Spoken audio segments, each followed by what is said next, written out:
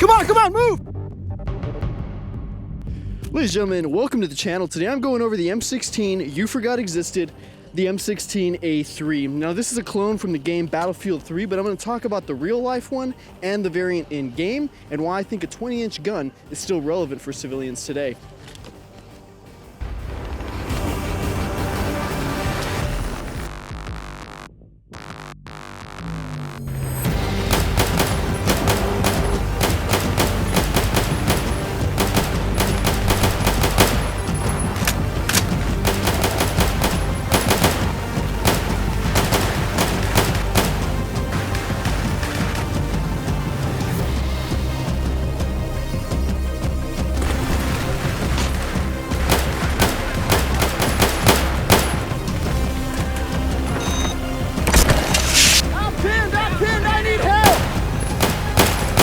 Something, I can't see a damn thing!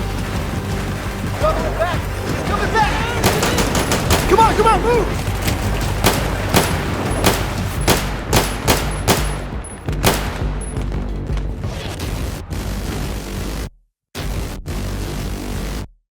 Ladies and gentlemen, welcome back to the agency. Your mission, if you choose to accept it, is to find Solomon and the missing nukes. I'm going over my Battlefield 3 M16A3 clone. For those of you with ADHD or severe autism, this gun is a clone from the M16A3 in-game. M16A3 is also a real-life gun that I'm going to talk in a little more detail towards the end of the video. In short, the M16A3 is a full-auto version of the A2/A4 that was used by the Navy. That's pretty much all there is to it. So let's jump into the specifics of this build. So a little bit of backstory about this clone and my thought process behind it, right? My desire to want to build this gun. Go back to 2011, right? 13-year-old me is playing Battlefield 3. It's a life-changing, life-altering experience, and I've thought about this gun every day of my life for the last 13 years, and I knew I had to get this gun built out and cloned, and I think I did a pretty good job. All right, first, if you didn't play Battlefield 3, right, I feel bad for you. However, we'll try to get you caught up here real quick. Basically, the setting for the game, think like GWAT / on the verge of World War 3. Game starts off in like Iraq, and then you end up going into Iran, like a Lindsey Graham style campaign. You know, you go to Paris. Who was in Paris, they ask you?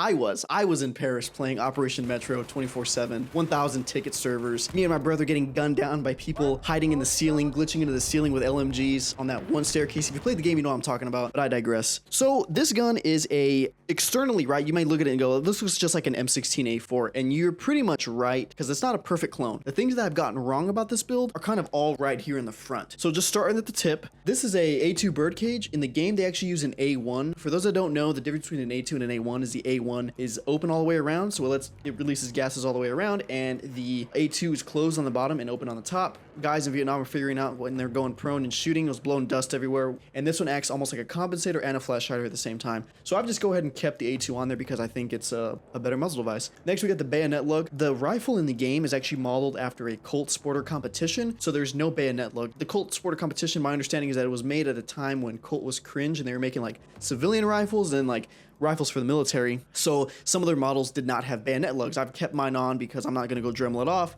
I'm sure someday I'll get a bayonet and throw it on here because why not? I got a front sling swivel, which this is like the first AR build in history where somebody mentions a front sling swivel, but the one in the game doesn't have it. Gone ahead and kept it. I may put a sling on this at some point in the future. I just haven't decided on how I want to do that yet because we'll talk about the stock. I don't want to mess the stock up. Okay, so the rail that I'm using is a P&S M5 RAS. I gotta be careful how I say P&S. If I say it too quick, P&S. It doesn't sound right? I was already in the Navy, so we're not trying to give myself a bad look here, okay? So the P&S rail is what I'm using here.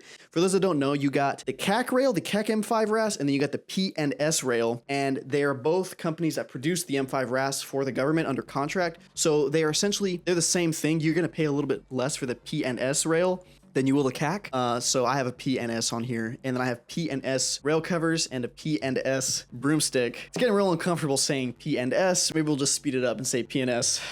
I digress. So the tabs right here are not present on the rail in game. It's just rail just continues, and this just doesn't exist. Well, the one in game is actually, according to IMFDB, is a CAC M5 RIS, R-I-S, which apparently the Navy used, and it's the precursor to the M5 RAS. One of you cloner guys, let me know in the comments down below if I'm wrong here. I probably am, so just let me know.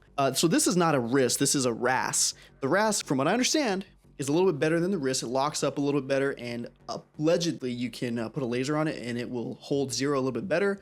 Those of you devil dogs who have used this under nods, please let me know if this thing holds zero.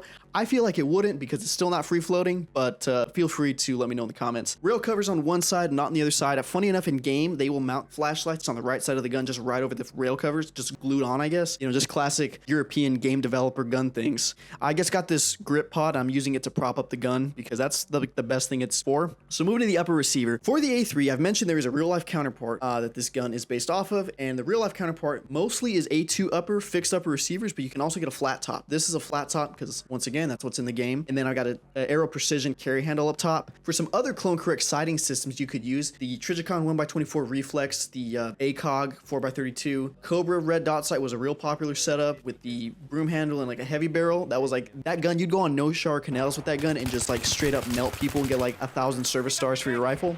Also, the EOTech 512 would also be clone correct. I've just opted for the carry handle because why not? It's a detachable one, so it doesn't really count, okay? Next, for the low receiver, so I had the option to go with like a Palmetto State M16A4 or one of their stealth lowers, but I was like, you know what? If I'm going to dedicate this rifle to this game, then I need to do it right, and I'm going to go ahead and try to get an M16A3 marked lower. Well, those of you that have ever tried to look for one of those realize that nobody makes them. Like, they literally don't exist. PSA, if you're watching this, which they're not, but if you're watching this, make some A3 low receivers, because I'm sure there's going to be somebody out there who wants to clone an A3 and they just can't. But anyway, so I already had an 80% lower, so I went on dogfightinginc.com, and he has a bunch of stencils that you can apply over raw aluminum. Your lower, as long as there's no anodizing where you're trying to mark it, you can etch in whatever you want pretty much. I bought one of his stencils and I shaved off the aluminum that I wanted where I wanted to mark the gun, and then I took a battery, 2 cords, a Q-tip, and some salt water, just went to town. And if you don't know about this, there's a whole bunch of science going on where you can burn the metal so long as it's raw aluminum. So that's what I did. I just scratched off the aluminum that I wanted to where I wanted to mark the gun, and I marked it. So it says property of US government, M16A3 caliber 5.56 with the serial number 10/25/2011, because that's the day that Battlefield 3 came out in North America. Those of you Brits and Aussies, when you guys get your gun rights back, you guys can clone this gun and you can do 10/27/2011 or whatever. But for the time being, this is North American style of low receiver. Talking about the grip, this is a Hogue grip, and it's kind of the worst of two worlds if I'm honest, because it's an A2 angled grip and it's got finger grooves. So if you hate the A2 and you hate finger grooves, okay, you're probably not going to want to buy this. Hogue sells some other ones that are a little bit better. This is what's clone correct for the builds, so that's what I've gone ahead and gone with. For magazines, I'm rocking Colt, USGI, and OK Industries mags with the Magpul Assist. You gotta have the Magpul Assist on it because if you put a PMag in this, it just doesn't look as good. Anyway, moving down to the stock. Okay, we have an A1 stock. I'm pretty sure the one they use in the game is an A2, because why wouldn't it be? So the A1 stock came with the gun. I got 2 stocks, 2 grips, this upper, a Bravo Company charging handle, and a bolt carrier group for $500. I hit this guy up on Tac Shop. He was selling the whole thing for $750. I was like, hey, how much would you sell the upper for? And he was like, since you're the first person to contact me, I'll give it to you for $500.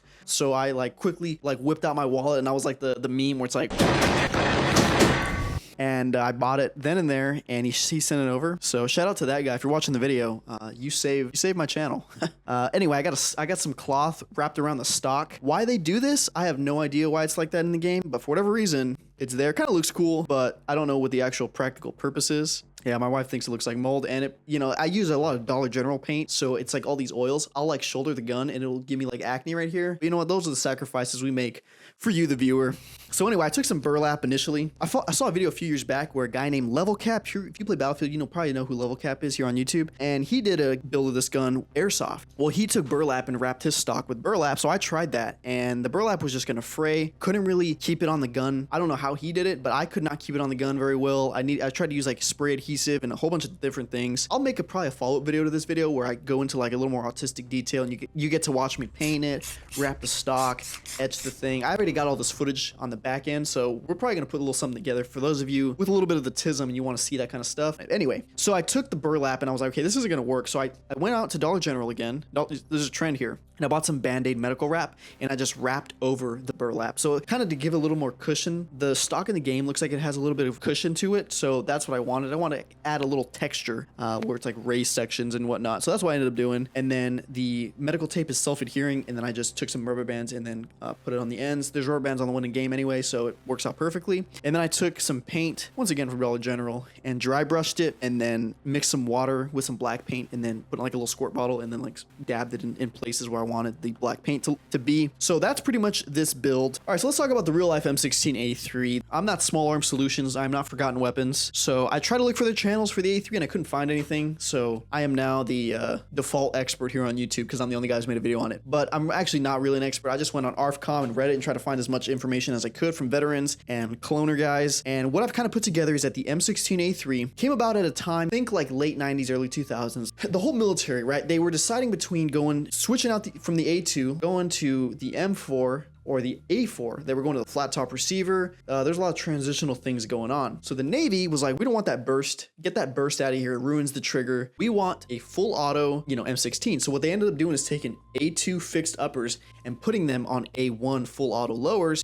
And that kind of became the unofficial M16A3. Now, as time went on, as I understand, Colt ended up producing a fully automatic A2. That is called the M16A2 E3. And then FN produced an M16A3, and that's labeled as, that's properly marked with the FN M16A3. In fact, this stencil that I'm using is a FN stencil. I just did not add the FN marking. So the A3 was used by Naval Special Warfare, security personnel, and CBs, construction battalion guys. There are some pictures floating around Instagram on a guy's page called 20-inch barrels. In fact, I'm probably going to use a lot of his pictures, so go check him out on Instagram if you like 20-inch guns from like the GWAT period. The guy is like he's like a historian. There's a lot of these Instagram historians like Paul the History Guy and 20-inch barrels where I don't know where they're getting their information, but it's like you can't even find it anywhere else, it feels like. Anyway, go check him out, and he'll have a whole bunch of photographs of sailors on ships using A2 uppers and A4 uppers on their A3s. So you would actually be clone correct both ways in the same fashion that a Colt 723 with a pencil barrel versus one with an M4 cut barrel are both clone correct. They're just different time periods. The same goes for the M16A3. So in short, that's pretty much what it is. It's a full auto M16A2 or A4. Now, there are some more specific, if you go to the 1999 Colt catalog, there are some specific model numbers for these guns. So the model 701 is a fully automatic M16A2, basically the M16A3, right? The Colt 705 is a burst M16A2, which is just the A2. And then there's a Colt model 901 being a fully automatic flat top receiver, which is an A3. And then the model 905 is a M16A4 flat top with a burst. Those of you in the Navy that have been issued an M16A3, feel free to sound off in the comments. Okay, so does a 20-inch rifle like this, is this still relevant for the modern civilian? What's my experience? Well, I'm a civilian, so that's my experience, I guess. Take everything I say with a grain of salt, because I am just a guy who likes to build guns from video games he played like 13 years ago. So do I think a 20-inch barrel is still serviceable for the average person? I think the answer is yes, and I think it depends on your, I don't want to say mission, because that feels like a buzzword, like what's your mission? But I think, what are you going to do with the gun? Okay, are you going to be, is it a gun that you want to be moving around your house? Is it a gun that you want to be carrying in a vehicle? Is it a gun that you want to shoot out to 600 meters effectively? These are the kind of questions you have to ask yourself when you're deciding a gun, and not just this gun, but any kind of gun, right? Now, with that being said, we have like 20 years of information and data of Marines and some Army units using 20-inch guns in austere environments. Buzzword. We'll put a buzzword counter. That's buzzword number 2. But we have guys that did operate, soldiers and Marines who carried this rifle in dangerous places around the world, in Humvees, CQB, there's another buzzword. Inside buildings, they carry these guns, inside vehicles, carrying it around the desert, all that kind of stuff. So we have the information that says people did do it. Now, did they like doing it? It depends on who you ask, right? Some Marines I've spoken to, there's a few of you that watch the channel. I'm thinking of one in particular, you know who you are. And I asked him, like, what did you think of the M16A4? And he was like, I would still take an A4 over the M4 just because I like that it can go out to distance a little bit more. Yeah, it's a little bit heavy, but you know, in the Marines, I'll let you put a M4 lower on it. For those of you that are women or short Hispanic Marines, you can put an M4 stock on this. And I honestly think that putting an M4 stock, because I'm a Hispanic, I guess, with a A4 upper, I think that's actually the way to go. I think that will save a little bit on like when you're in a vehicle and whatnot. Just thinking about it logically, a little bit shorter. It's adjustable for your length of pull. 20-inch barrel is long, and a lot of people will not recommend this for like CQB or home defense, but those people will also go out and say like, you need a shotgun, when shotguns typically are 18.5-inch, 20-inch barrel. And it's like, well, I mean, would you rather have a shotgun or would you rather have, you know, something with 30 rounds? Again, it's all about what you want to do in your mission set. God. But anyway, it can be done with a 20-inch barrel, right? The benefits of the 20-inch barrel, from what I've done a little bit of research on, it seems like the consensus is that when you're using self-defense ammunition, the benefits don't really outweigh the costs, but when you're using cheap ammo like M193, 55 grain 5.56, which most of us shoot, you're gonna see a lot more benefits. I saw one guy on ARFCOM who was saying that he was testing his rifles. He shot 5.56 out of a 16-inch barrel and 223 out of a 20-inch barrel, and he was getting the same performance out of those two. So imagine what a 20-inch barrel with 5.56 would do. It would be just that much better. There's a lot of claims out there that say the 20-inch barrel will penetrate armor in close ranges. I don't know if that's true or not, but I do know that I shot this gun inside 30 yards at least, and I was going straight through steel targets. Actually, I wasn't with this gun. That was actually with my M16A1 with 55 grain. If you haven't seen my M16A1 video, go check it out. So that's why they say don't shoot steel too close, I guess. But I shot a 14.5-inch rifle at the same distance, and it was just ringing it. Now, still, it was denting it a little bit, but the penetration is I think that this is going to go through, I don't know, AR-500 steel. Those of you whores out there with the AR-500, you better watch out, because if somebody's rocking a 20-inch, that might not be good for you. Gentlemen, I've been asked about starting a Patreon. One of the subscribers, yeah, you know who you are out there. His name is Matthew, okay?